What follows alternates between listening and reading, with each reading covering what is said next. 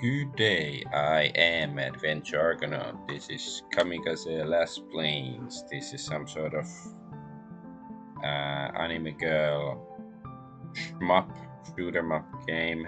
I think the planes are the girls or something in it, and yeah. It's a basic shoot 'em up with some, I guess, visual novel elements or something. But I guess we'll see. We'll find out what sort of a game this is soon. I guess I haven't played it except like I played the arcade mode a little bit earlier just to test my controller to see that it actually works properly and looks okay. But yeah, yesterday I finished the Priest Simulator finally, so I can start a new game, and I chose this one for now. So let's see. Like I'm just trying it out. Maybe I won't finish it or anything if it's not that interesting, but let's see.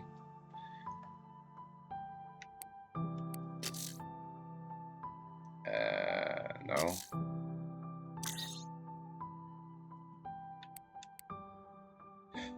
You're immortal. Let's try normal. Hope it isn't too demanding. I'm not the biggest fan of shmup games, but like every now and then. Do you remember the day we met, Walter? I still remember it vividly. The air was crisp and chilly when I saw Sky Fortress for the first time. So yeah, sometimes I like to play shmups, like, once every few years or something, but I don't know, I'm not like a fan of bullet hells, really.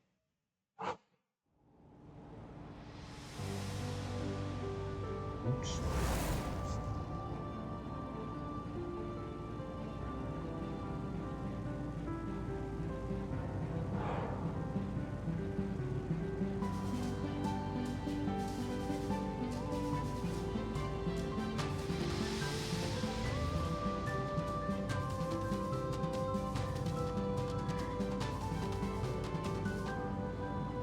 Cool cannon.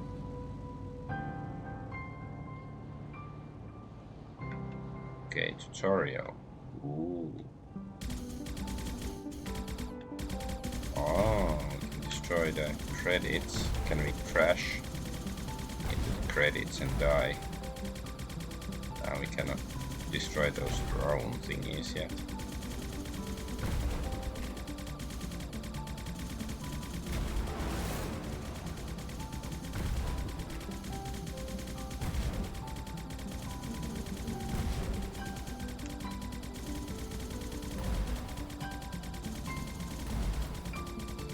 Okay.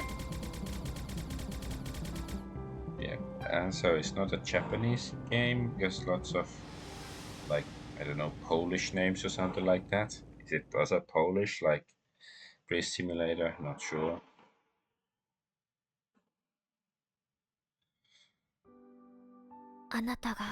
Perhaps you were right.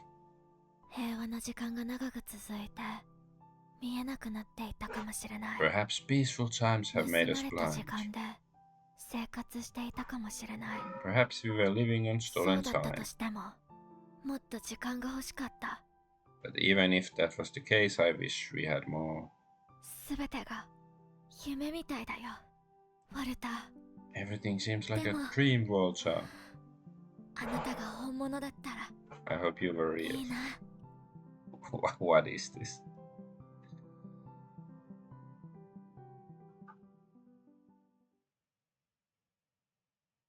This story with multiple endings. When fate drone showed up on the screen, it indicates the important choice you just made. Pick your answers wisely to shape the outcome of the story.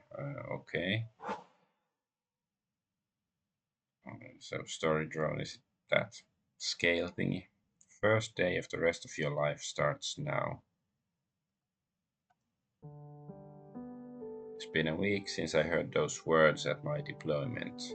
Sky Fortress. I spent my whole life working hard to get there, but now it feels unreal. Jewel in the crown of our kingdom, a military base in the blue sky, seems straight out of a fairy tale.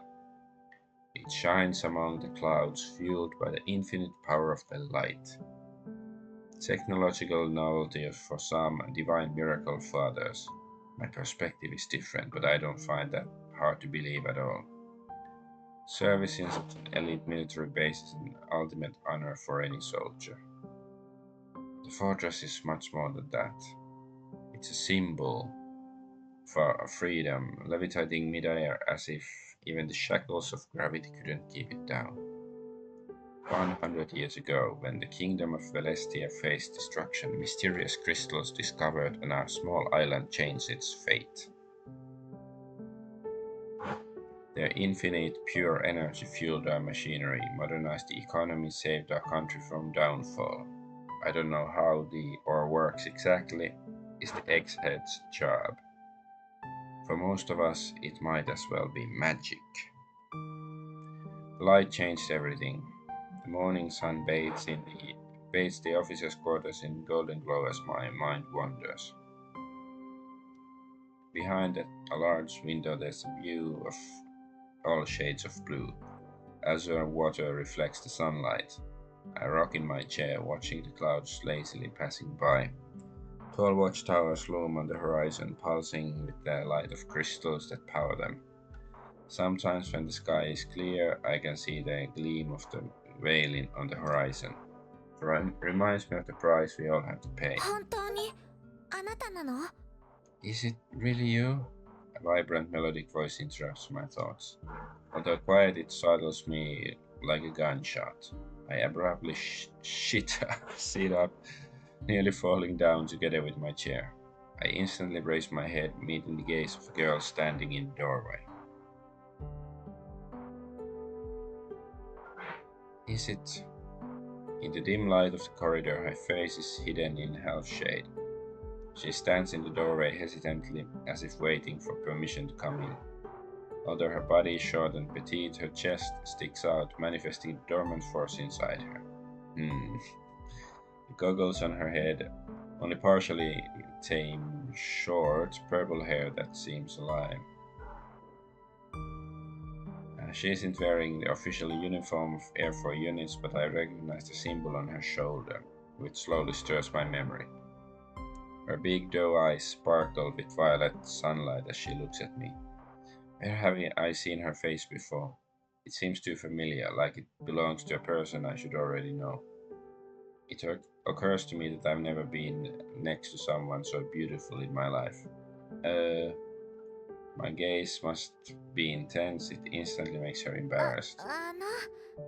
She averts her eyes, pretending that the ceiling is the most fascinating thing in the room. I didn't mean it like that. I mean, are you Walter? They told me my pilot was supposed to be here. I'm Alba, I know. I'm ashamed I didn't recognize her at once.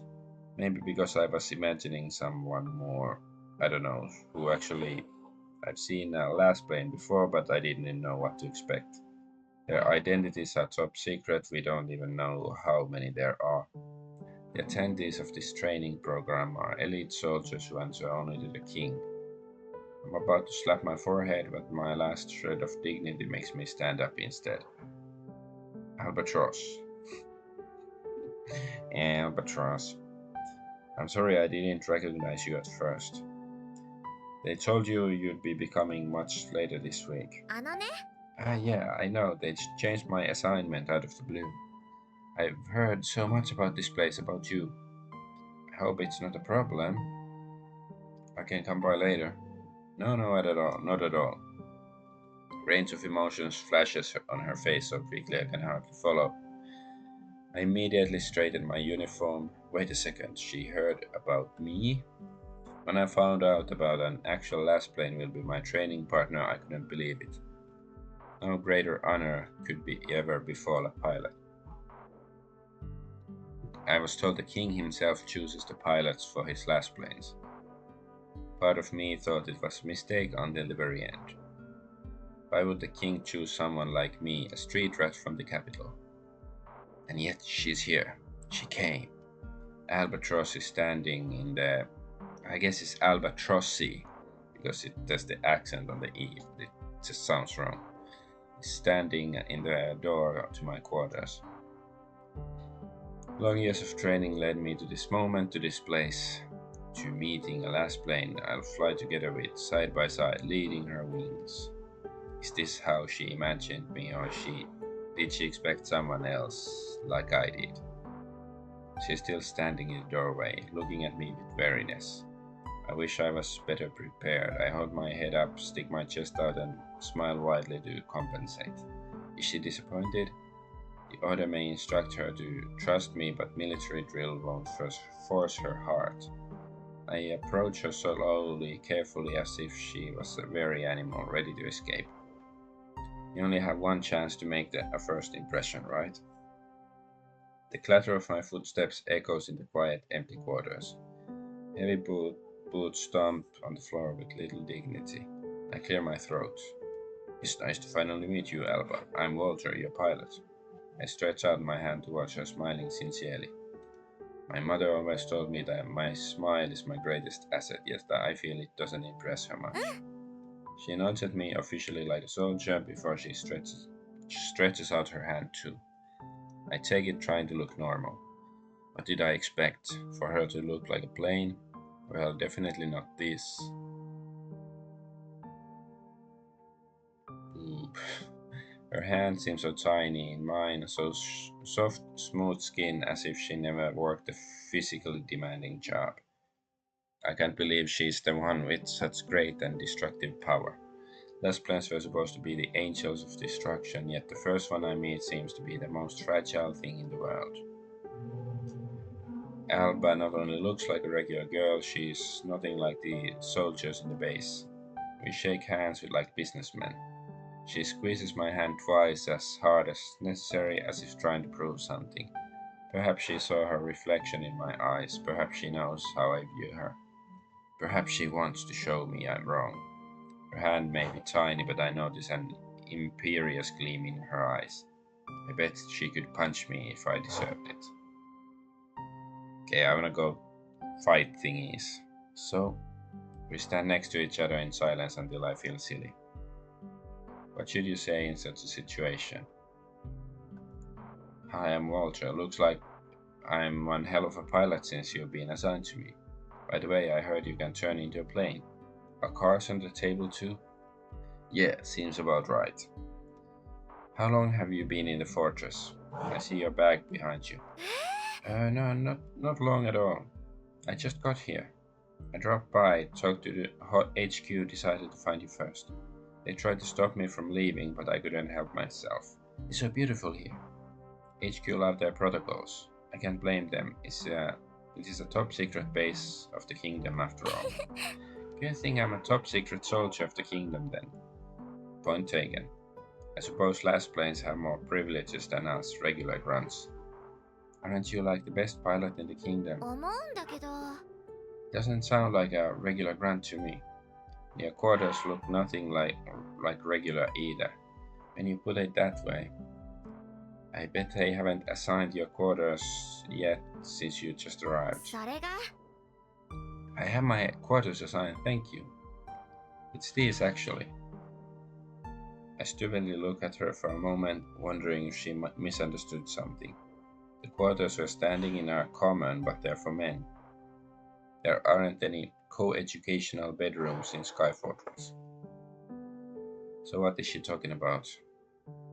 These?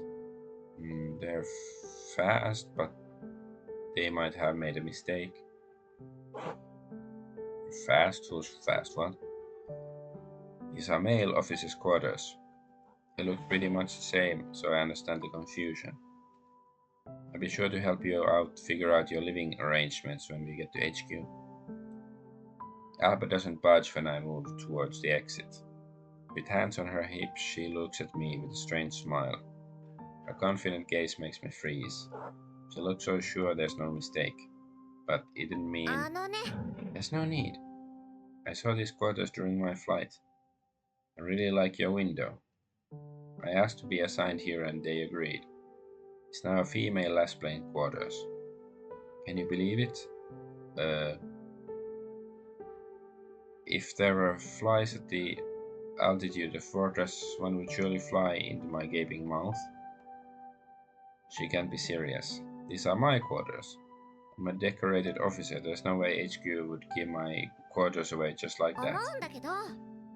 But I'd be sure to help you figure out your new living arrangement with the HQ. So are we gonna share the quarters then?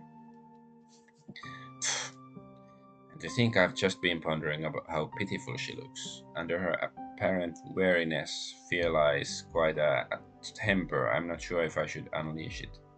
I mean, if that's what you... Which bed is yours? I guess it'll be easier if I take yours. I don't want to offend anyone. What about offending me? The girl has got some nerve, but at the same time she acts unaware of it. I sigh, thinking back to all the days I spent on the bed with the diary, spilling my soul on paper. It was perfect. So close to the night lamp and the desk that I could stay up longer than my companions, not disturbing anyone with the main light. At the same time, it was the furthest place from the door, so nobody would go past me in the morning. And the window, Alba is right, it's magnificent. Too bad I liked it. I wordlessly bid the window goodbye before opening my mouth to speak. The one by the window. Oh, the best one. Great. I watched Alba pick up a bag twice as big as her and fling it over her shoulder without much effort. I would help her, but for some reason I fear she wouldn't want that. She passes me in the doorway and I move aside, partially smitten by how direct she is, partially mad about losing a place to sleep. I shouldn't be surprised. Lassplanes are the most valuable units in our army. Each of them is worth at least a battalion of great soldiers. In addition, above all, they answer directly to the king. HQ would probably rearrange half the base for her if she asked. Even though I understand it well, I mourn my bed. I can't help it. I liked it. My whole life I've attached great importance to my digs. I served on many bases, but I meticulously took care of my bank pen in each one. Yeah. Get on with it. I sigh again, this time more discreetly. I slowly follow her lead, approaching the window and the view I focused on when she entered. The beauty of the outside puts her at ease.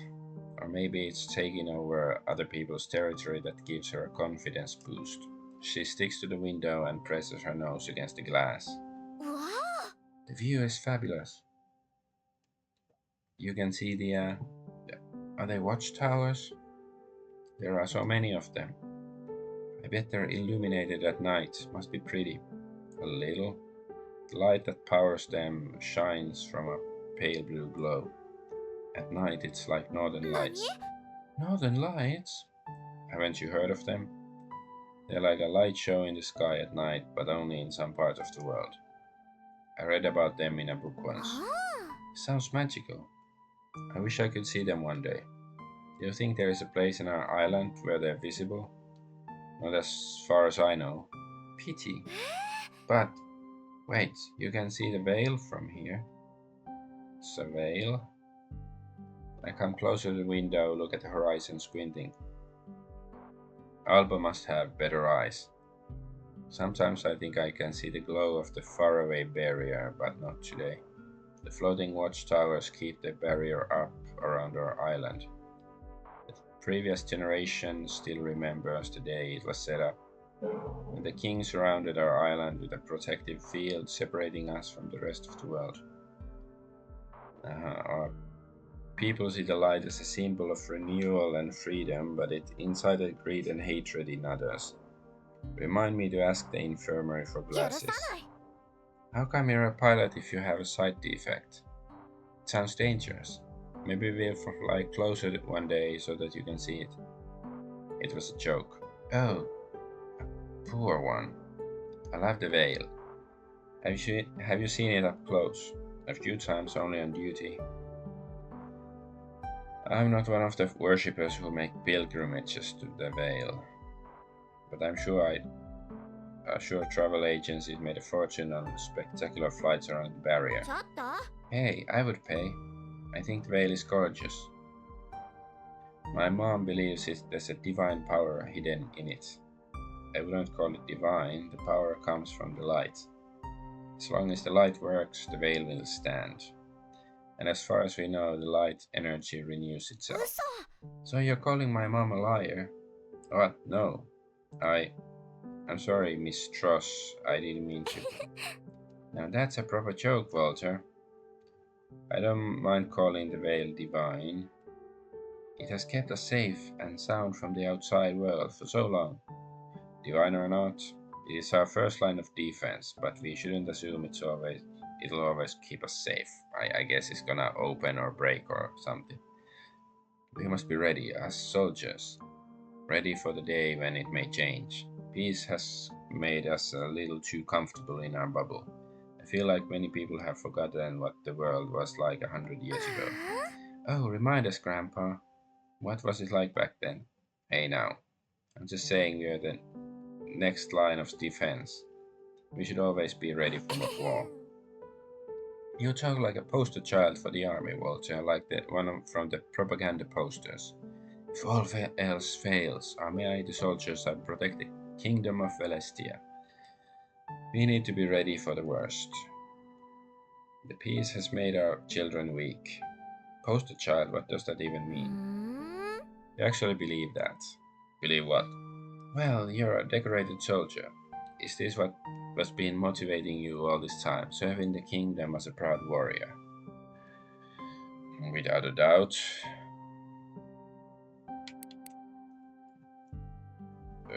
Ah, okay. The words aren't empty or robotic, each of them is filled with the core of my existence. They fueled me when I was unfledged cadet, getting stuck in the mud during morning drills. They glimmered on the first badge pinned to my chest. When I shot a weapon for the first time, they were a sweet aftertaste covering the bitterness of reality. Military service never was a dream of my childlike innocence. It was the unsaid expectation of my father feeding me their love for our motherland, for the island which has been good to our family for generations. And yet they became my support, the backbone keeping my body standing when treacherous exhaustion would sneak up on it. If we don't have more morale, we might as well give up right now. It's the truth, Alba. Whatever happens, I will be ready to serve the kingdom in every way I can, and I'm always prepared for the worst. You're so pessimistic. Do you hate flowers too? I don't mind the violet ones, thank you for asking. But I'm trying to be realistic, there are no guarantees in this world. We're in the Sky Fortress for a reason. The Lassplane project is also here for a reason, isn't it? You're the elite force that can protect the kingdom from the evils of the world. She doesn't look away, but I suddenly see she's embarrassed. She's blushing, her cheeks burning in the shade of cherry blossoms while her lips are pursed into a thin line of unease. Only now do I notice that her confident smile hides a seed of fear. It lurks deep in her purple irises like a distant dark force slipping in its tendrils into reality. Although I should expect it, I'm surprised. I can't believe what I'm seeing. Alba seems to be a great contradiction. On one side, there's a fragile girl in front of me, questioning her skills, seemingly lighter than the bag she brought. Yet the same fragility has a power hidden inside, a power capable of destroying this whole base with everyone inside. Her bag is already on my bed. In just one step, she took hold of my bedroom. I'm not going to argue. The veil may be reminding me of the other side of the coin we were given by fate. But right now, I don't need to convince her to abandon the feeling of stability it gives her. But hey, let's stop debating the hypotheticals. I'm not the only one with the ability to put problems off. Alba nods vigorously, a smile returns to her face. It suits her, although I'd prefer she didn't throw me out of my own bedroom with just glee. This is your first day in Sky Fortress. You've got to celebrate. How about a tour around the base? I thought you never asked. She couldn't hide the excitement in her eyes, even if she wanted to. The Sky Fortress is breathtaking. I'm not surprised a mere thought of sightseeing cheers her up. When I got here a week ago, I had the same reaction. A sparkle in her eyes suddenly joins the impish smile. I've already learned it's not a good sign. Oh, and don't worry about the quarters. You don't have to pack right away. There'll be plenty of time after the tour. Thanks, I'll take care of it later. Sky Fortress awaits. Okay, can we get some combat finally? We leave at the quarters and head to the main plaza. Above us, there's only the sky, rarely marked by white trails of passing planes. The plaza isn't nearly empty at this time of day, although it's usually filled with crowds. It's the main communication hub of the base, connecting all important places. Sky Fortress resembles a beautiful town out of a picture, but I describe it more as a perfectly functioning machine. Everyone knows what they need to do at any time of day. Nobody wanders aimlessly, well, except for us. Despite the empty plaza, you can feel the base bustling with life. Chatter comes from afar, and appetizing smell fills the air. It's coming from the kitchen where the quartermaster is preparing dinner. We visit the green park, its high trees providing blissful shade on the hot days. It was ensured that nobody in the fortress would miss the ground left far below.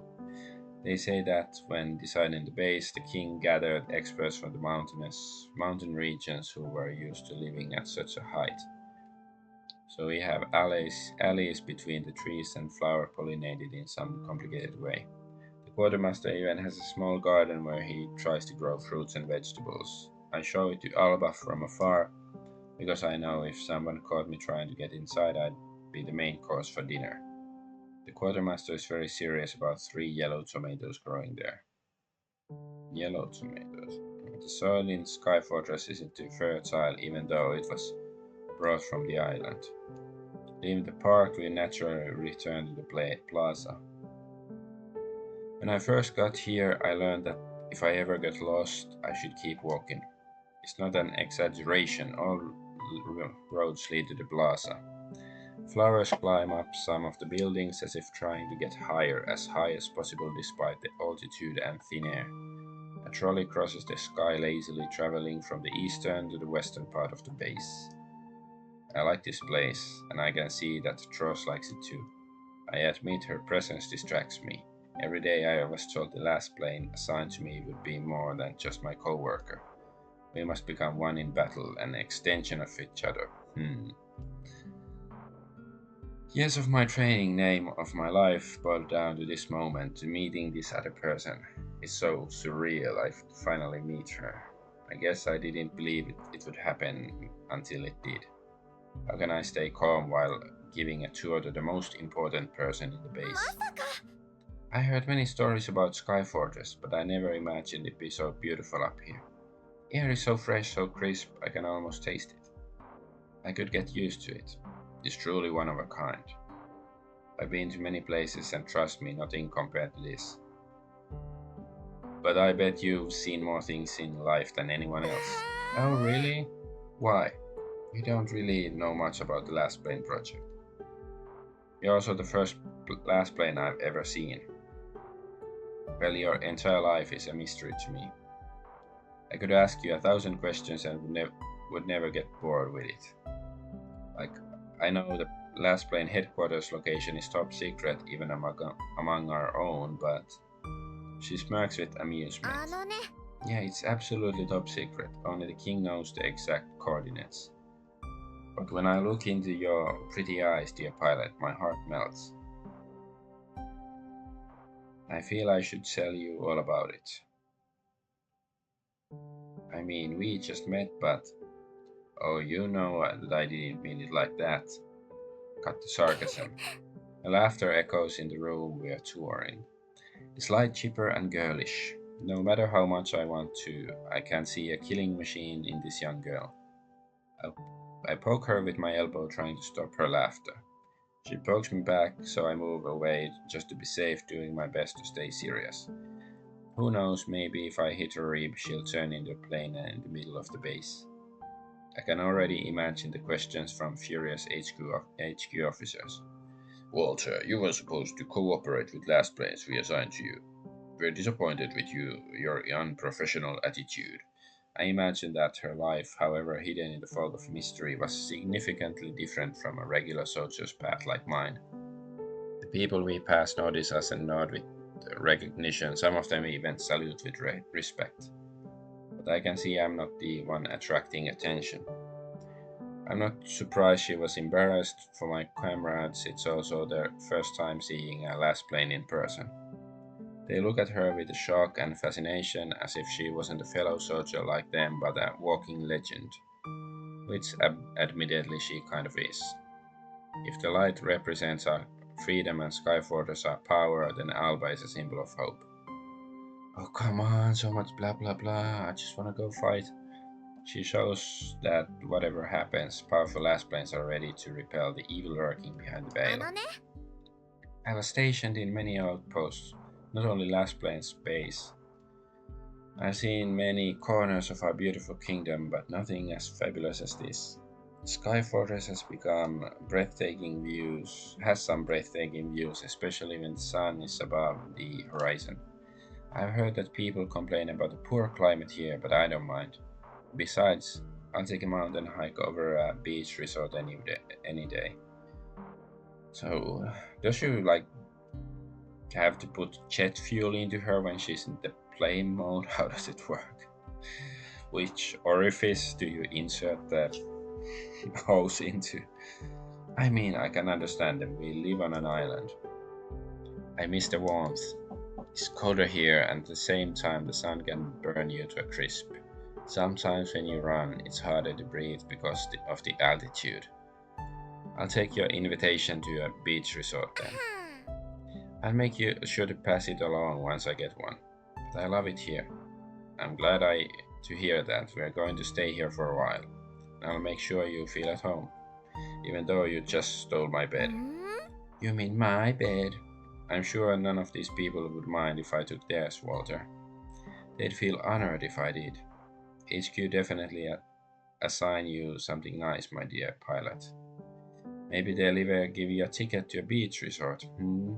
I sigh. Losing my bedroom still hurts. I suppose it's important you have a good night's sleep before our first mission. Huh? This reminds me. I should go talk to HQ before they throw me out. I was supposed to get back to them like an hour ago. Go then. I wouldn't want to get the Lassplane in trouble. I'll take my stuff from the quarters in the meantime, I guess. How kind of you. Thank you for the tour, my pilot. Meet me later. You haven't shared the location of the canteen with me yet. I take my meal planning very seriously, soldier. My apologies, Miss Truss. I'll make sure your meal is served on time. I laugh, neither of us is serious. Maybe Alba is the first Lassplane in the Sky Fortress, but I'm the best pilot in the base, but we don't pay attention to it now. I feel comfortable with her even though we just met. It's as if I've known her for ages. We share the responsibility on our shoulders, yet it's the last thing we ever want to talk about. We return to the plaza together and I show her the way to the HQ offices. Then I return to her quarters.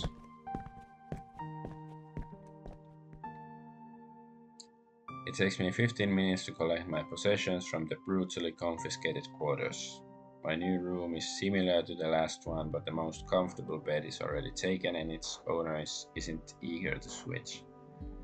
I'm trying to make peace with the horrible loss. Waiting for Alba, I can't help but circle the quarters, peeking out at the corridor from time to time to see if she is approaching. I've been feeling a surge of new energy since she came. A mail drone already delivered me a confirmation from HQ. This is really happening. I can imagine our test flight. When will it be? In a few days? The longer I think about it, the harder it is to stay put. When will she come back? I have so many questions for her. What does her transformation look like? What's it like to control the light as a regular mortal?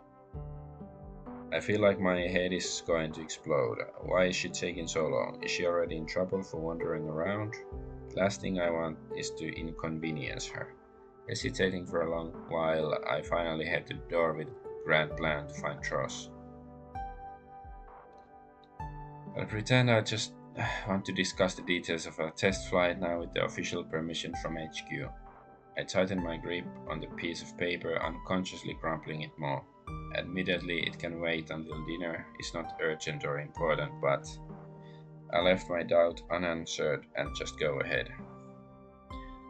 I think I know Sky Fortress in and out, all its attractions and possible hiding spots, and yet Tross is nowhere to be found, not at HQ, not in her quarters, not in the canteen.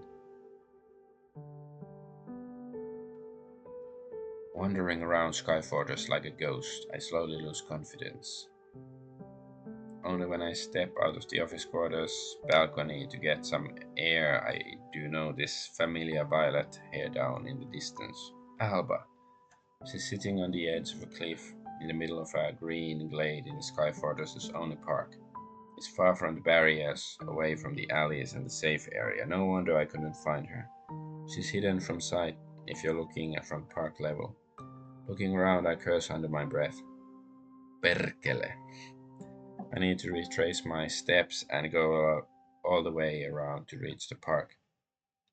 On the other hand, I lean over the barrier out of pure, unrestrained curiosity. It's not very high, but I wouldn't risk jumping. A decorative metal lattice attached to the wall catches my eye. Attentively cultivated flowers climb up its cold rods. It looks a bit like a ladder. Risky, but fortune favors the brave. Yeah, let's take the shortcut down. It's not like this can kill us or anything. I climb the balcony railing, grabbing at the lattice. I tug a few times, checking its durability, it seems stable. Carefully I rest my boot on the metal support and more boldly put my body weight on the construction. Pleased with the shortcut that will save me at least 10 minutes of an unnecessary walk, I slowly climb down. Time after time, rung after rung, I move my boots down to the impromptu ladder, trying not to trample the flowers. When my face gets close to the pink buds, I look at them with delight. They resemble roses in bloom, craving sunlight. Sweet scent hits my nostrils like a smell of spring lingering in the air. I take a deep breath, enjoying the aroma and beauty of the moment. A split second later, as if my nostrils caught on fire. Tears are coming to my eyes, blurring the world around me in the shades of green, pink, and blue. My throat closes, making me choke on the air. I try to breathe, but only more of the hellish aroma enters my lungs. Fighting for my life, I force myself to continue down the lattice, slowly, carefully, step by step. But then my self-control gives in to scratchy claws of pollen. Achoo! My boot slips on wet leaves, entangling the last rung. The world swings around me, and I can only see the blue sky and the green grass. Green, my face is getting dangerously close to. Masaka! Walter! I stretch my hands at the last moment, breaking the fall. As soon as I move away from the poisonous flower, my vision clears and my senses turn to normal. I tell myself nothing happened, the fall wasn't painful, and I made it virtually to the bottom. Only when I notice Alba's frightened face nearby, I do regret not falling from the 6th floor. Bright red, I stand up and brush the grass from my pants, which are already stained green.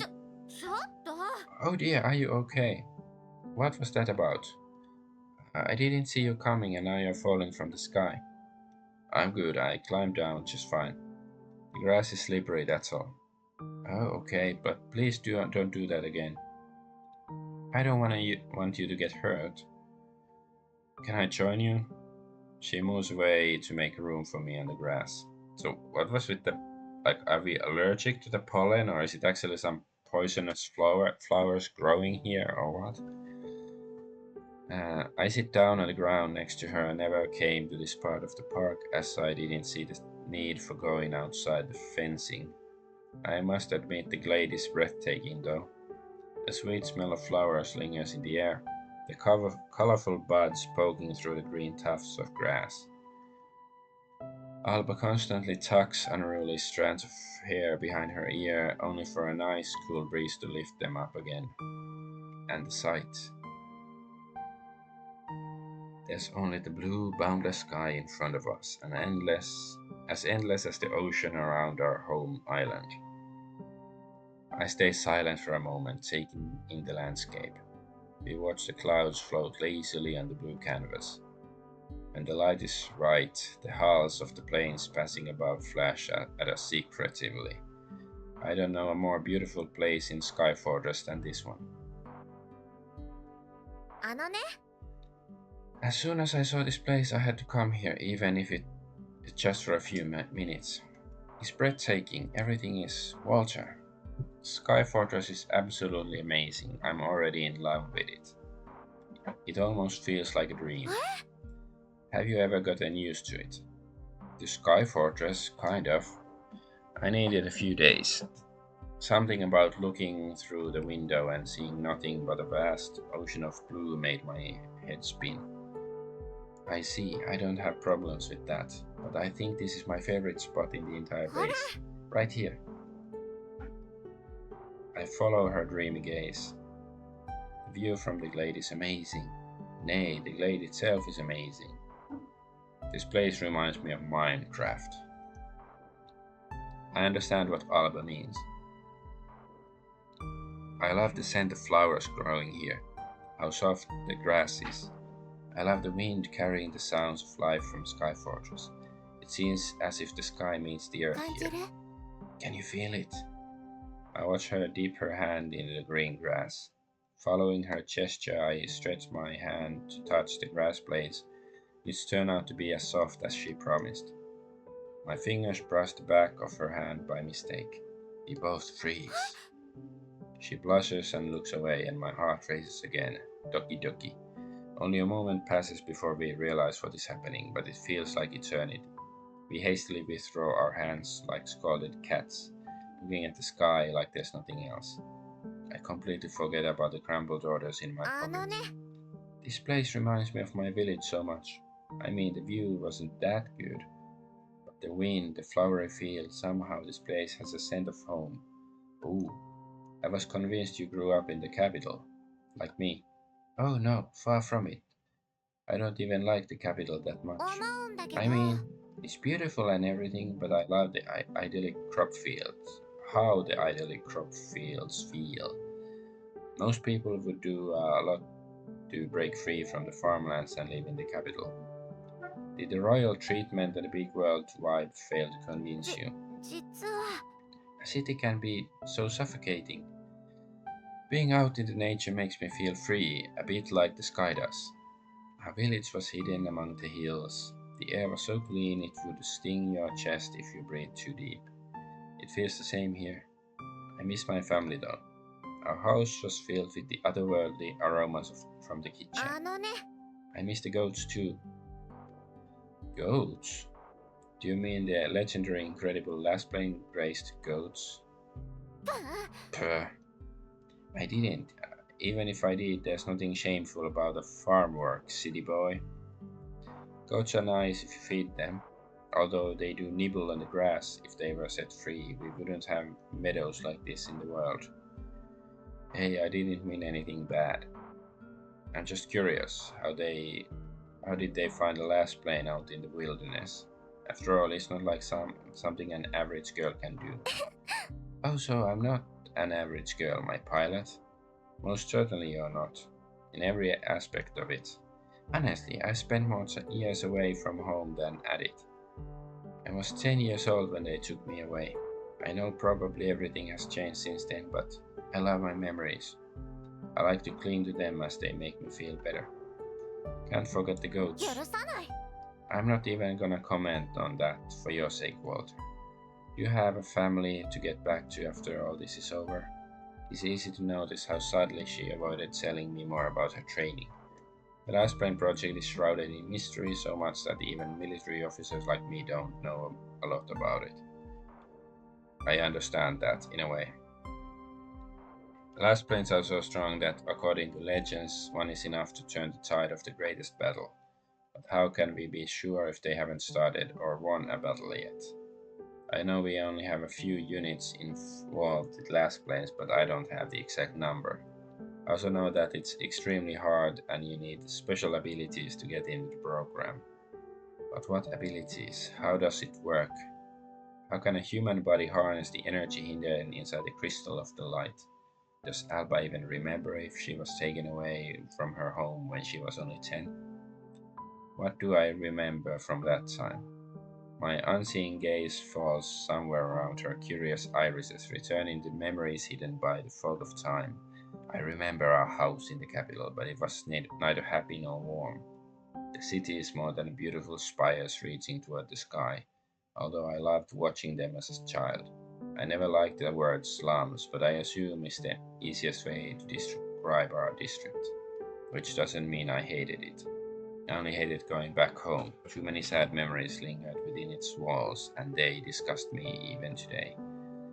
I prefer to focus on the present, and Alba sitting by my side, her big eyes fixed on me. I wish I could have had the same childhood as her, even if the training was hard.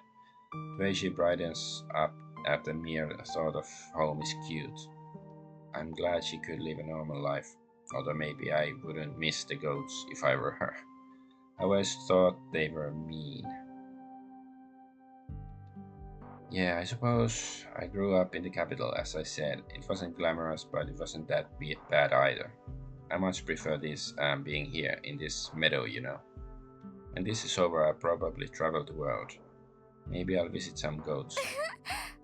The chill caused by the memories vanishes as soon as I hear her honest, loud laughter. I could visit her village with her, see their life outside the cities. I haven't been in the country for a long time, living in a military bases instead. I suspect Tross had a similar experience. I like it here. I like her company. My heart skips a beat when I suddenly remember the orders hidden in my pocket. The sole reason I ventured out to find her in the first place. Hesitantly I take them out, and Alba looks at the paper with interest. Only after I flatten it on my knees does she laugh again, seeing the stadium scene. Wow, talk about professional, Captain. As that is your official assignment.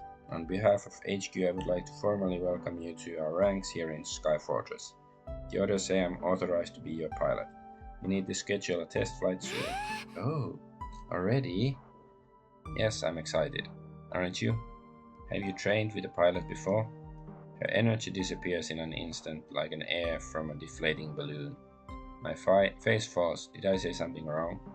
She shrugs as if unsure how to answer this simple question. It reminds me of what she asked when she entered the quarters. Is it really you?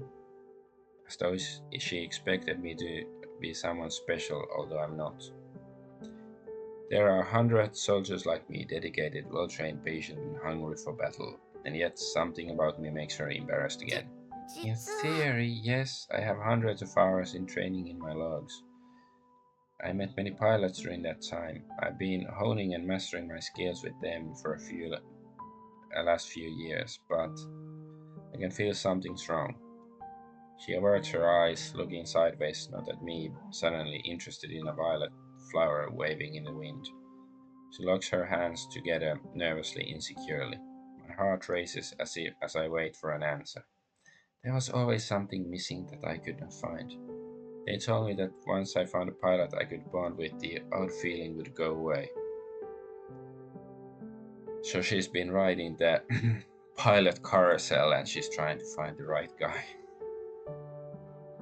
I've never been able to do so with anyone before.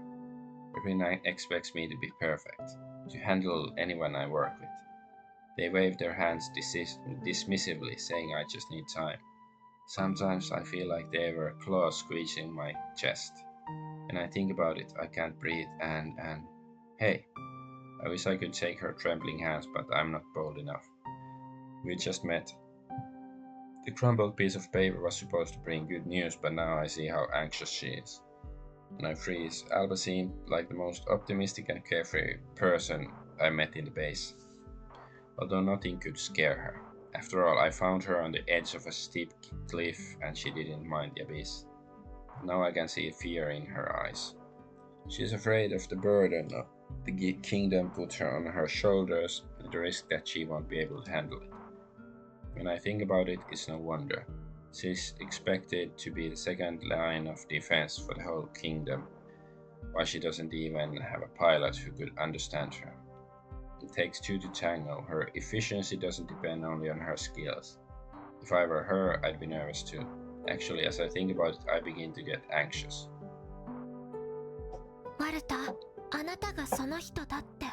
They told me you'd be the one, Walter. My heart stops when she raises her sad eyes to look at me. The bottomless purple conceals a surge of emotions, and she is struggling to find the right words. The one meant for me. Best pilot in the kingdom has to offer.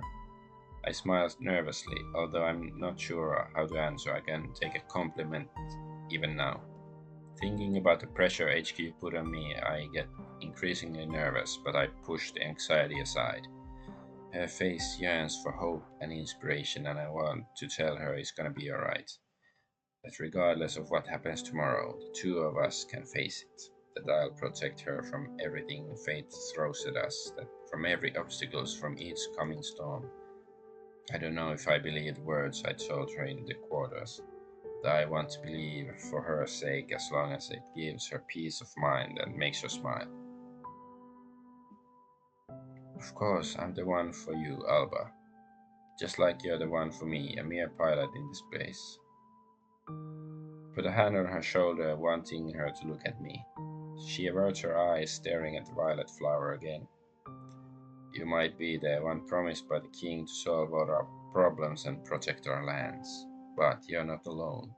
And you will never be. Not here, not in the sky. As of today, we're a team, Miss Truss. And win or lose, we're in the mess together. My words are supposed to cheer her up. Show her she's not alone. I want to believe in them myself, although deep down I can't really be confident they're true. I watch her face turn pink during my speech. She turns her flushed face towards me, shrugging as if she doesn't care about what I just said. I think I made her embarrassed again. Seems like it's my skill. Some people can control the light, some people throw cliche phrases around. Whatever you say, poster child. Her smile is a form of self-defense. She uses it when she doesn't know what to say. But it's irrelevant. I see her eyes brighten up a bit thanks to my words, and she finally returns to her smile. Finally returns to her face. The blush turns intensely red when she notices my hand on her shoulder. Yes, she jumps to her legs with energy I haven't seen her show before. Well, let's go then. Go where? If you're so sure we'll be a great fit, we might as well get this test flight over with. Finally. I'm sure HQ will be glad to hear everything went smoothly. I freeze, still clenching HQ approval in my fist. I expected a test run, yes, but it requires some preparation too. HQ must have procedures, they may take a few days. But like what now? Why not? You said it yourself, you're my pilot, I'm your last plane. Are you sure? And what, we're just gonna stand up and go to the hangar? Right now? She looks around, distraught. Well, here is a place as good as any. No, wait. I shout, raising my hands to do what, stop her from turning into place here and now? I stand up, brushing the grass off my pants. Do you think HQ will let us go right away? Oh, I would love to go now. I know this nervousness immersed her energy reserves. Alba doesn't want to wait. She's driven by fear instead of excitement. It's better to find out quickly if we're compatible or not. I stop a whirlwind of thoughts, giving me at least 100 reasons to wait until tomorrow. I don't want to prolong the tension, not after I told her it's gonna be alright. If I hesitate, it'd undermine my words. Alright, I'll run this through HQ. Let's meet at the hangar in 30 minutes. Really? Great. See you there then, my pilot. I watch her turn around and leave joyfully. She takes a few steps and stops to wink at me. Don't chicken out. HQ likes the crazy idea more than I expected. Apparently they don't tend to waste time if they can get a job done quickly. The closer we are to the hangar, the more anxious I become. I meant what I said back there at the meadow. But actually I have no proof. I bet the other pilots are also wondering if I'm good enough for Alba. What if I'm not her pilot either? News travels fast. I feel like at least half of the Sky Fortress has been waiting for this moment ever since last plane arrived. When I reach the hangar, several officers are already waiting, watching over the operation. The energy in the air is palpable. I'd really like to see some NPCs here, like if there are people here, just show them. Blue sky and the smell of flowers in the wind stream in through an open faraway door. I stand back and watch the others as Alba walks to the center of the room. She looks as inconspicuous as before. I only notice her chest rise when she inhales before the room is flooded with a flash. Ooh, a bright light penetrates my closed eyes, making me cover them with my hand. When I manage to open them to cheer, my voice foils me around my mouth in wordless delight.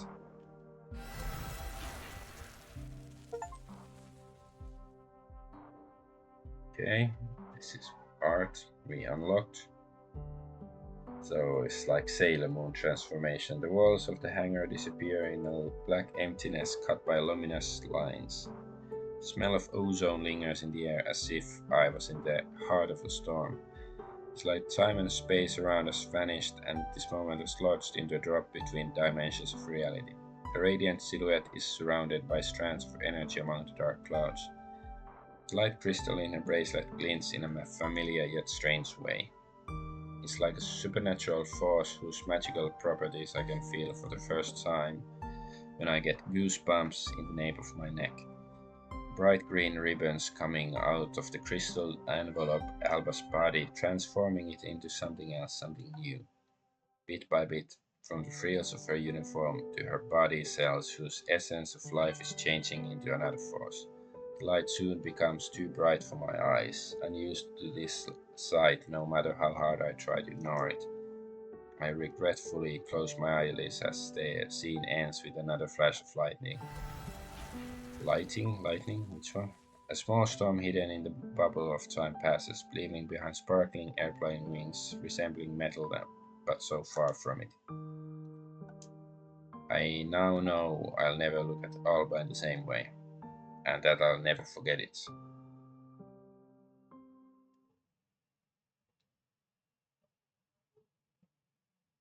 So are we already? Do we actually get to fly now? Yes. Cold air welcomes us with the first gust of wind. It's been an hour. Finally we get to play, presumably. Tens of hundreds of hours of training could have never prepared me for this moment. If someone asked me to describe it, I don't know if I could.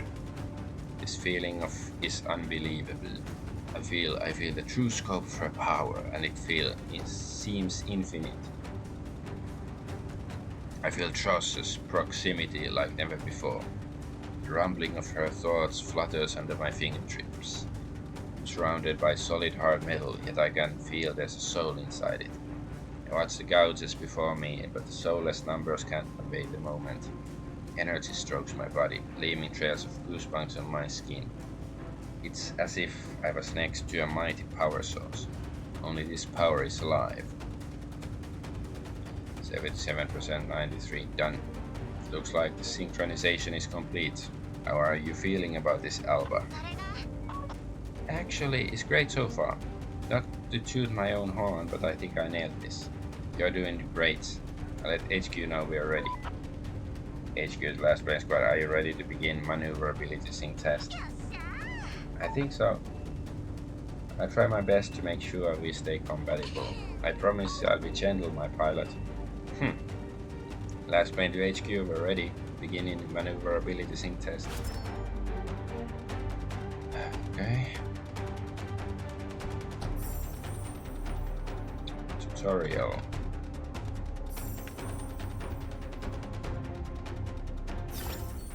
Looks like everything works just fine from my end.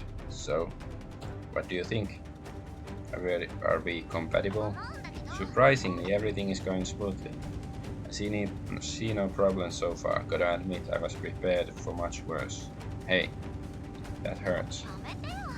I didn't mean like that. I meant my previous pilots weren't as effective. We achieved full synchronization very quickly, and from the looks of it, it's stable. It's a compliment. Take it or leave it. I'm definitely taking it. Last plane to HQ. Everything's fine and dandy on our side. HQ to last plane squad. Good to hear it.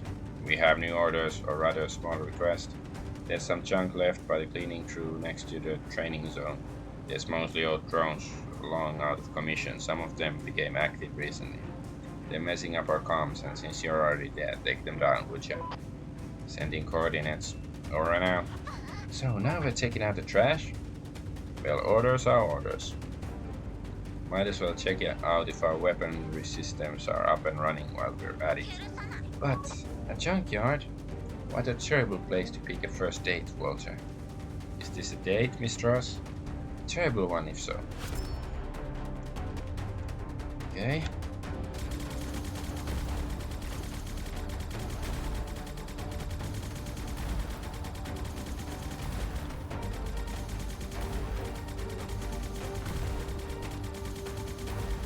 I think that game is trying to ease me into a false sense of security that, oh, it's so easy. Look, can you see that? Get us closer to it.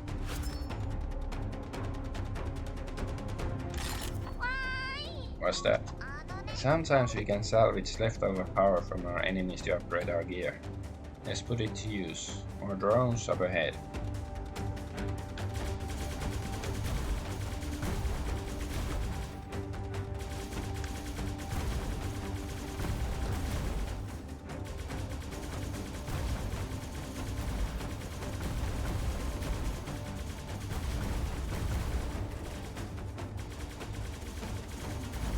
Kill them all.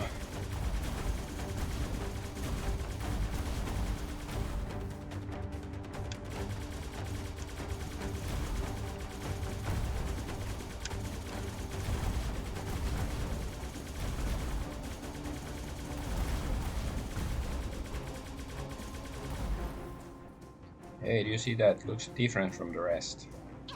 Let's check it out. Oh! Retard. Ouch! Ah, I didn't see it coming. Are you okay, Alba? Another day it is going progressively worse. Get that power up. We're gonna need it. Ah, much better. Depending on what kind of gear we'll get, it will have different results. Okay, I'll remember to grab everything on our way then. Yay, I love gifts.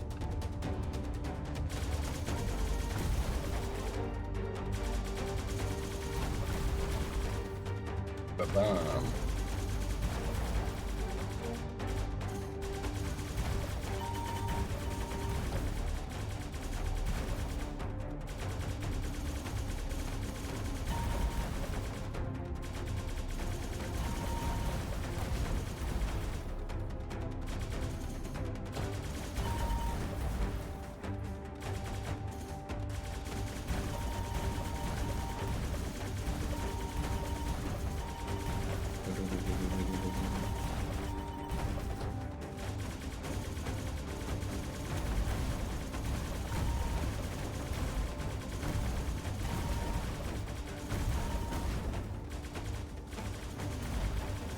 Sometimes you just can't get rid of a bomb.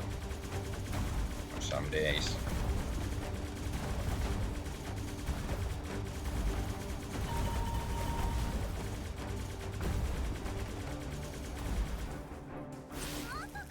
I feel the energy coursing through my veins. This is power. I've gathered enough. Ready when you are, Walter. What?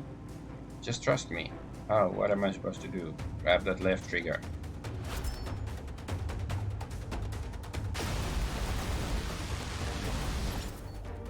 That was something. A It was amazing, Alba. I never used a light like that before. What? You're a natural, Alba. I guess we work together so well that nothing is impossible anymore. Let's get back to the base. I'm hungry. Definitely, it's nearly dinner time. Finally! Lassplanes Squad to HQ. We completed our mission returning to Sky Fortress now. Over and out. Yay.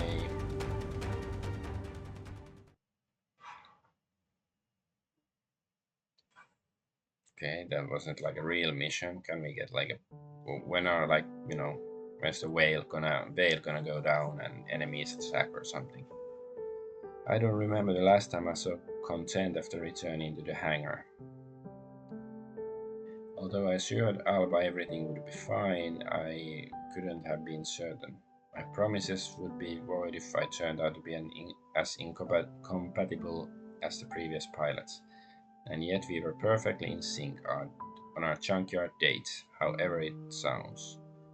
Now, when the stress is gone, when it's all behind us, I feel relief that's hard to describe. I'm exhausted. It was just a short synchronization test, but I feel completely drained. Anxiety consumed my energy reserves for the day.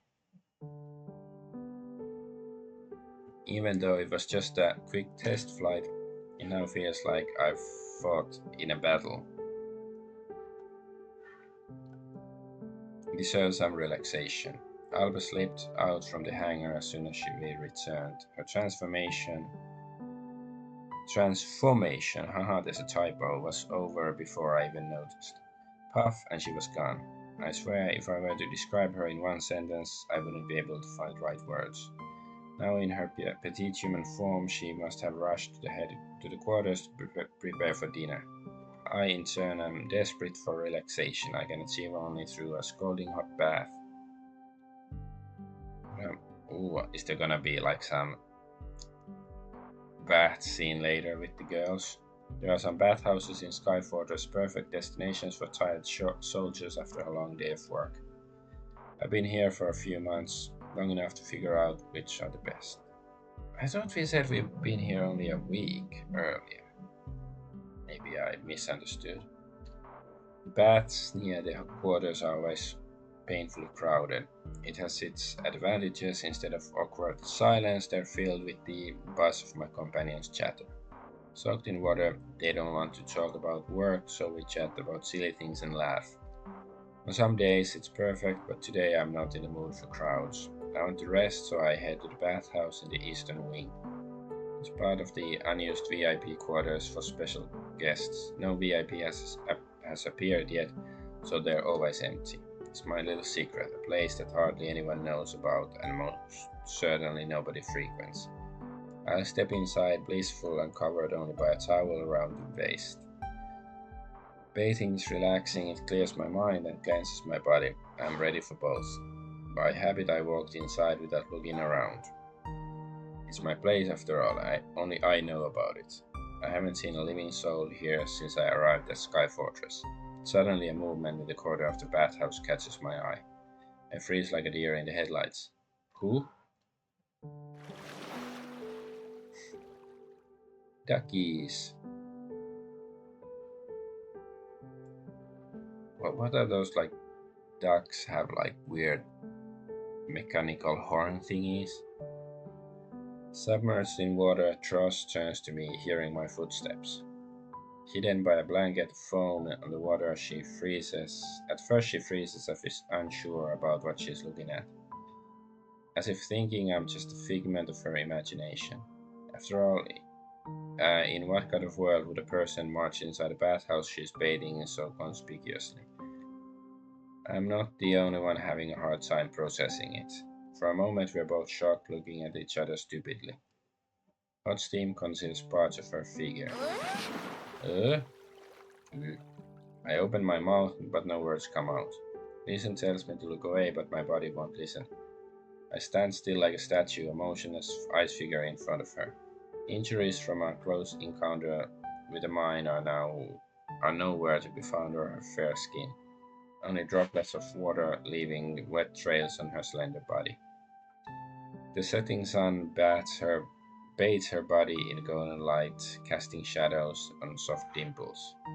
Thick fog and foamy water conceal what's not hidden under the small towel. Even with that, I still admire each of her movements when she gets deeper, each subtle twitch of her round hip. I don't know why I'm so stunned. Bathhouses are mixed, and what's not hidden under a towel is covered by steam. It's all for nothing when my imagination provides the rest. I immediately blush. Maybe she was wondering if I got a heat stroke standing there like a fool.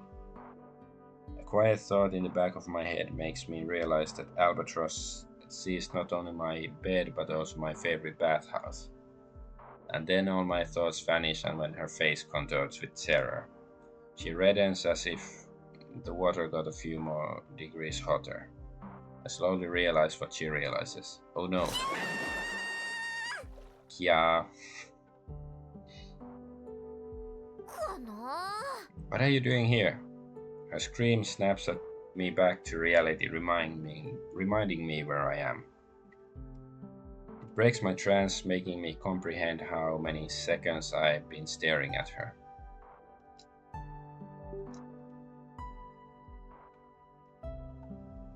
I flinched, turning to the side as if I could give her a bit of privacy and took away with my intrusion. The ceiling has never been more interesting. I tried to mutter a reply, but I feel a wave of heat reach my face. I must be red as a beet. Not good, not good at all. My god, I must have come over as an ultimate creep. I keep telling myself that I only looked at her for a moment, just a few seconds, but no amount of bargaining with myself will make my face less red. Just an hour ago we were up in the sky, we were one, and yet what I did not now seems extremely invasive. I can hardly move from shame, which must be visible on my face, just as Alba's embarrassment is reflected by a bright red blush on her cheeks. She desperately covers herself with her hands, disappearing under foamy water until her skin touches the surface. Wait, I shouldn't be looking, but I can't help seeing her convulsive hand movements out of the corner of my eye. She looks like a fish out of water, hopelessly trying to dive back into the depths. I'm sorry. I didn't expect you to be here. How? It's the officer's bathhouse after all. Oh god, it's mixed gender. I have just as much right to be here as you do. Oh, well, you could have warned me.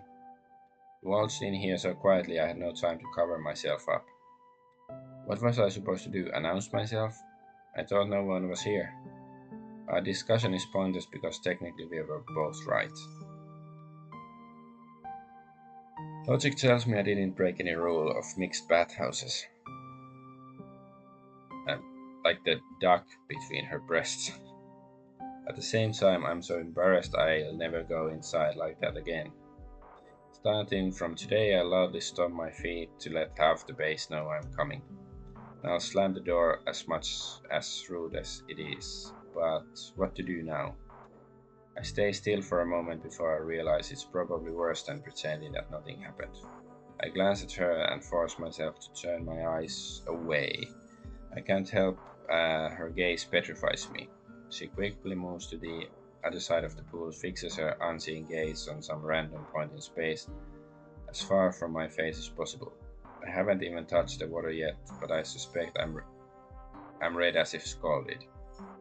I rush to the edge of the pool. Hot steam unexpectedly hits my face. I love boiling hot baths, but hardly anyone shares my taste. Right now I could waltz into hell itself, and I still wouldn't care at all. Nothing can beat the discomfort I created for both of us. I know I'm being unfair to myself. Running to the pool's edge, I nearly slip. Like an idiot. I hurriedly walk down the steps, submerge into the water as soon as possible. The water burns, but it hides everything, including my shame. I'm trying not to look her in her direction, by all means, aiming to avoid more embarrassment. Hey, how is Tross even different from my squad mates? Well, apart from everything. I nervously clear my throat. Who even invented mixed bathhouses? Why didn't I care before? Sure, it was always uneasy with others, but even a quick side glance at her is enough to send my heart racing. She's definitely not just another squad mate. In the sky, Alba is a weapon deadly, as tough as steel and sensitive to my every movement. But the girl shrouded in steam next to me is like a contradiction of that image. I wonder if I'll ever stop being surprised by the juxtaposition. I really didn't expect you here.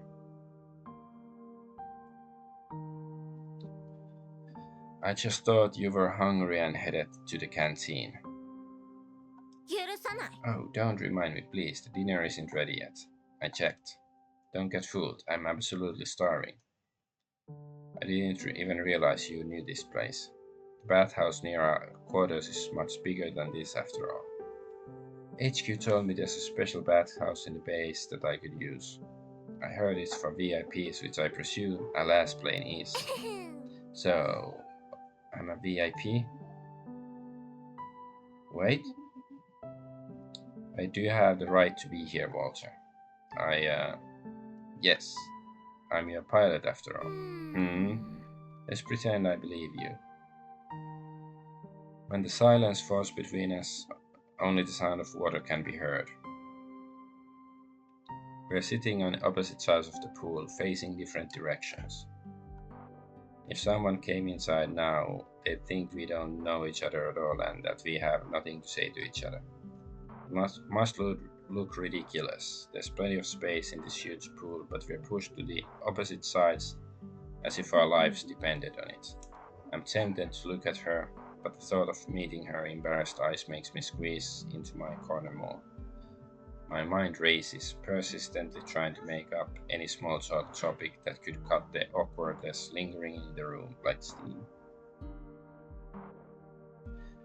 I'm not too good at small talk.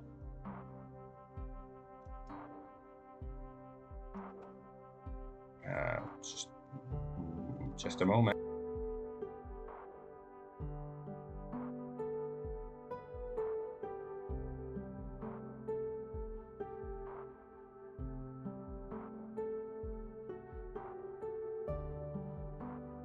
I am back.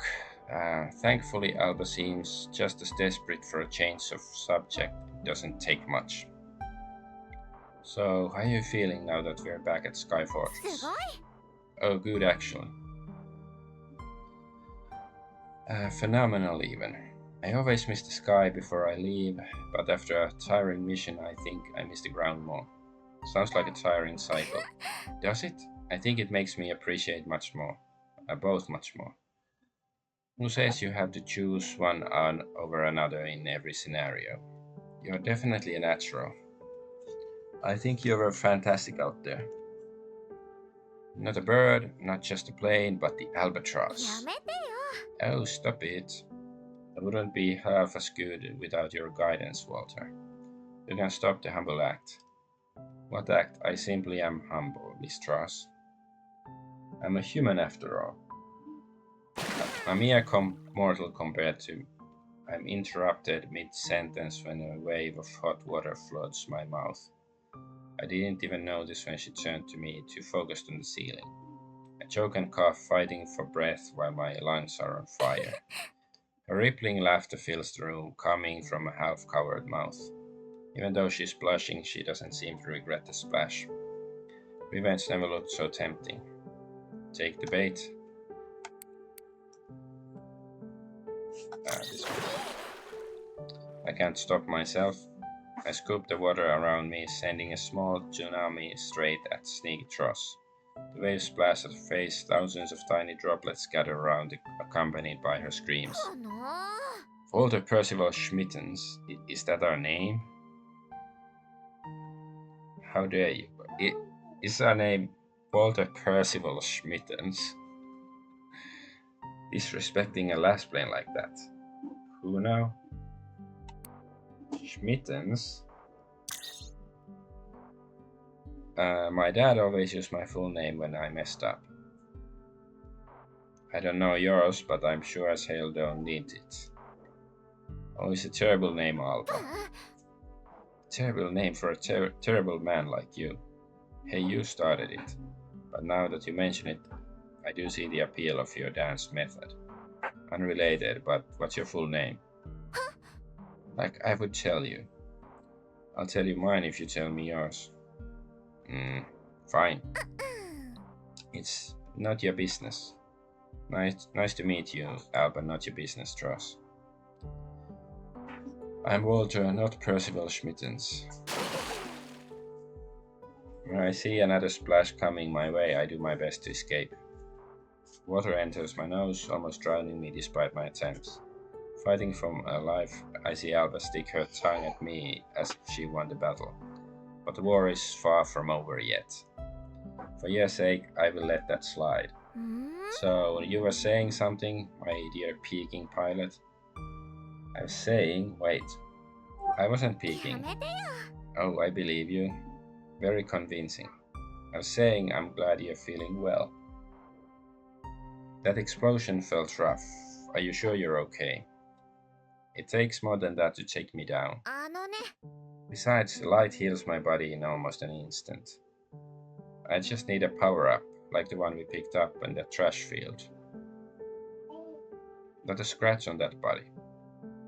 Despite my best efforts, I glance sneakily at her while she's not looking. We're so close I can see her silhouette through the rippling water. Indeed, I don't see any bruises the mine could have left.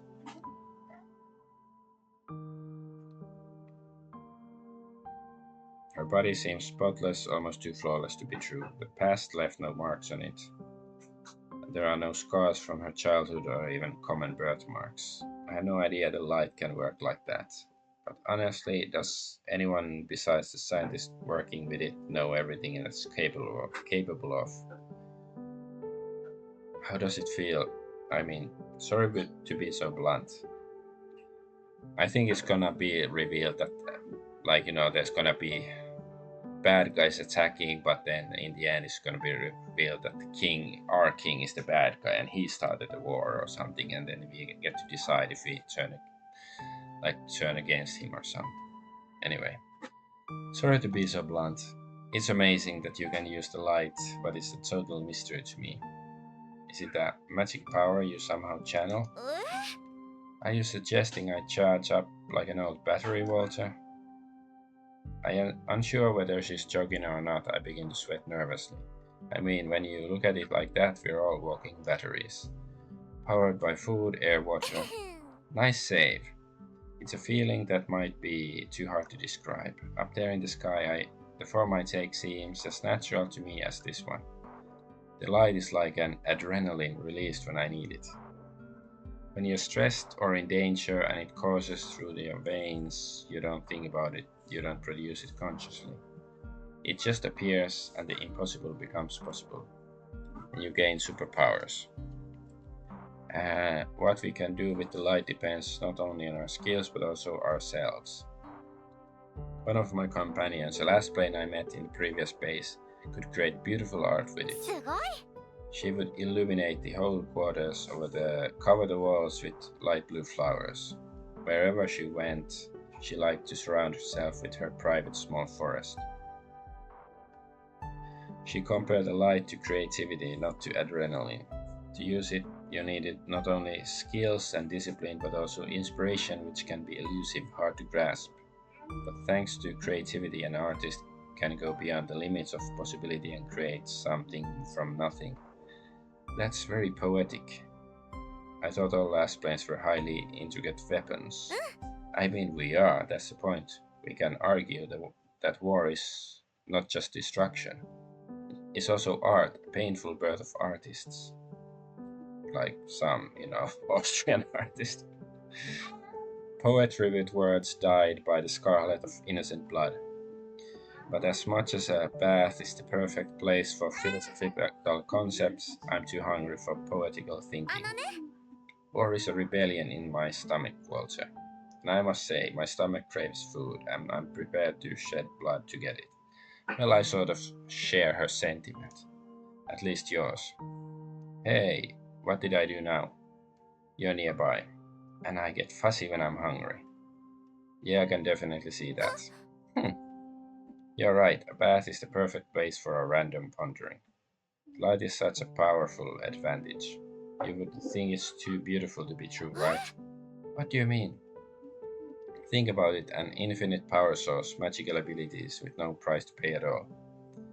Perpetuum mobile has been impossible to achieve for a reason. Perpe, what now? Are you getting pessimistic again, Vulture? Where's your poster boy energy when we need it? Does it also come with a price? Are you running out of it? Very funny, Miss Truss. I know you're just babbling about to hide that rumbling in your stomach. I bet the quartermaster can hear it from a mile away. Nani? It's almost dinner time, huh? We should probably get going if we want to. I never finished. The bell from the canteen sounds in the distance announcing dinner. Alba leaps out of the water like a fish lured by bait. Swimming to pool steps like a shark, she sends a wave of water towards me that covers me whole. Unfettered, she runs outside, not even bothering to cover her body some more. Come on, show us. Not that it would change anything, she's so fast I can't see anything, but I wipe my eyes from bathwater. A rubber duck is I fixed my eyes on during the conversation falls first in the chaos created by Tross. Oh dear, oh dear. What if they eat all the food? What's today? What's today, Vulture? What's today special? I forgot to ask.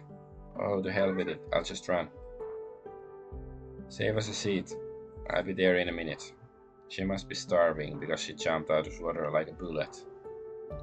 I watch her panicked movements in stunned silence. When she disappears in her locker room, I can hear her mumbling under the breath, throwing towels and quickly getting dressed. I should get going too if I want to be there before the crowd. But compared to her, I move like a snail. When I reach the edge of the pool, she's already shouting goodbye, running outside the plaza and still half wet after an hour in the water. I fix myself up as realize I'm also hungry. I put on a normal civilian clothes, dinner time is usually lax and I can use it.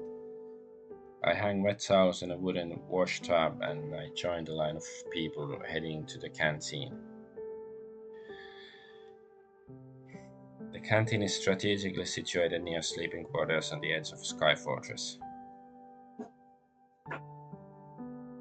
Its windows overlook the ocean and the sky with clouds, big and small, floating lazily here and there. At dinner time, the sun slowly sinks below the horizon and its golden light shines through the windows. A long counter stretches on the right wall of the room, separating common hall from the kitchen. A quartermaster has already put platters with food there. Not that I could see them through this crowd. My walk takes longer than expected, and the base is full of starving soldiers. When I arrive, soon after Alba rushed out of the bathhouse is already crowded. It's funny how much pressure the kingdom puts on us and how few dinner line privileges we get in exchange. It seems like a trivial whim, but I wouldn't mind priority service. Truss runs up to me as soon as I cross the threshold. There's madness in her eyes. I take a step back. Oh, Walter, the food here. It looks glorious. All these dumplings. The chicken. I didn't know Sky Fortress was so well supplied. I try to lead her to an open seat I spotted, but Alba is standing still. Her dreamy gaze wanders all over the counter onto which the cooks are putting more dishes. Certain I see drool gathering in the corners of her mouth. With despair, I notice some people take the seat I had my eyes on while Alba turns into a stone statue. As soon as she noticed the food, everything else became unimportant. Yes, it's all up for grabs. Don't worry, the quartermaster prepared enough for everyone. Nobody will steal it, the food can wait a bit. Let's just find a spot to sit and get back going.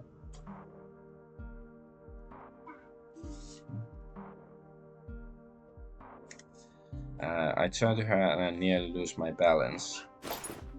Alba shoves a plate she found for herself in my hands, already filled with two juicy steaks. I must admit it, just the sight of them makes me drool. To my horror, Alba runs off before I can speak and takes another plate. I watch the Lassplanes snatch the platters of food, elbowing her way through soldiers twice as tall as her. It would be really nice to see some people. Everything is so blank. No people. It's like, is it all my imagination? Her determination is admirable. Despite her petite body, Alba successfully pushes through the hungry battalion. The food may be already prepared, but she's hunting as if she was running prey. As soon as she grabs another serving, Alba dashes towards me like a torpedo. Torpedo! Oh my goodness, but the pile of fries on another plate looks enough for 4 people. She pushes one serving into my hands and pushes away, only to return with a large bowl of soup a moment later. I have my hands full, so I hold plates close to my chest, balancing them the best I can. How are waiters capable of that? I feel like I'm going to drop everything into the floor any second now.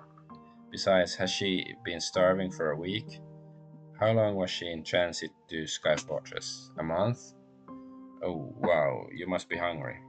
That's a whole lot of food. It's rude to comment on the amount of food she wants to eat, but I can't stop myself. She seems unmoved by my remark and gets back to hunting as if she didn't hear it. I can only watch her maneuver in the crowd. People pass me on their way, judging me with their eyes.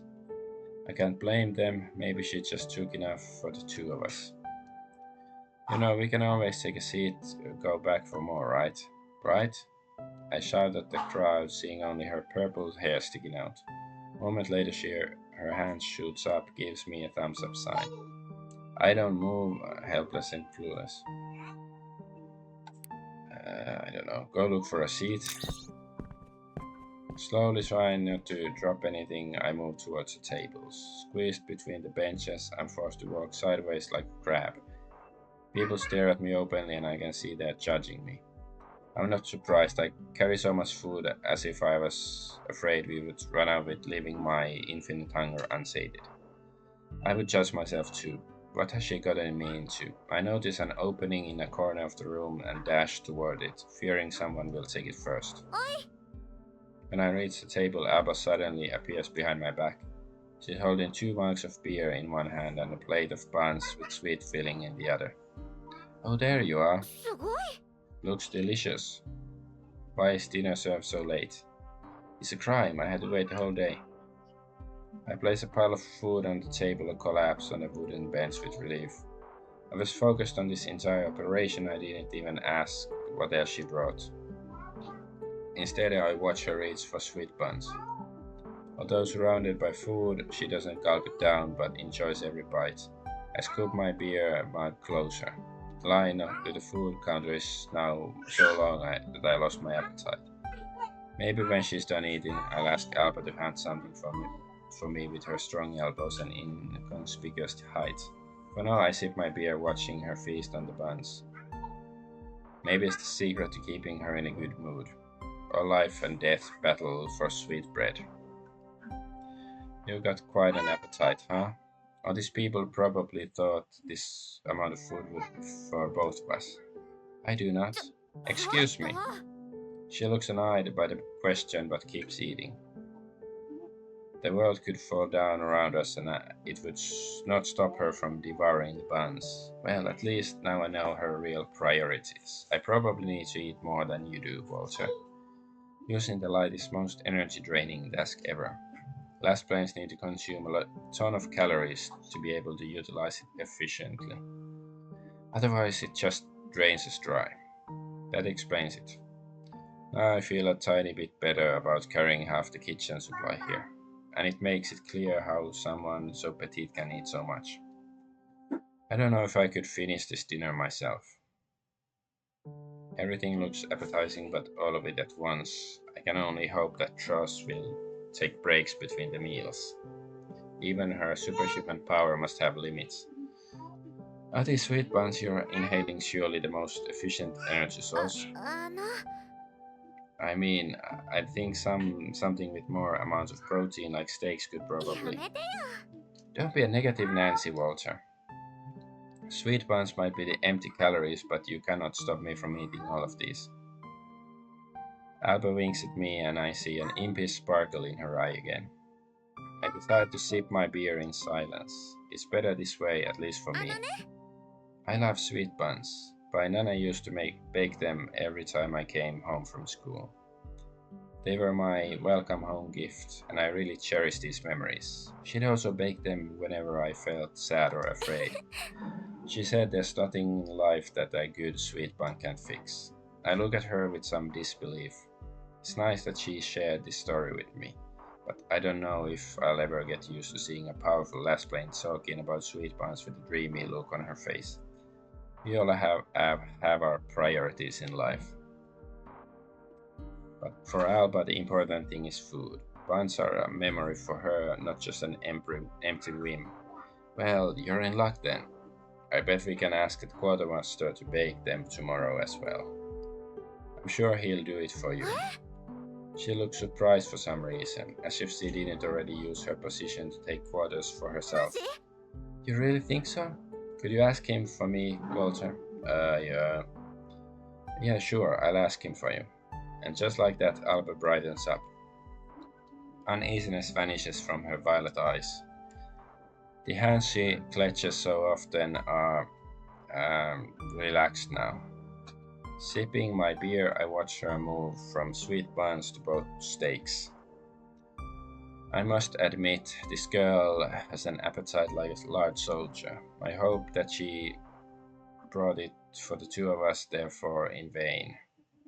As she consumes her food at an increasing speed, a cold breeze flows through the window, hitting my cheeks. The world outside the window catches my attention. The sun is setting, painting in the sky in pink hues. Far in the distance, I can see an occasional wells of energy in the air.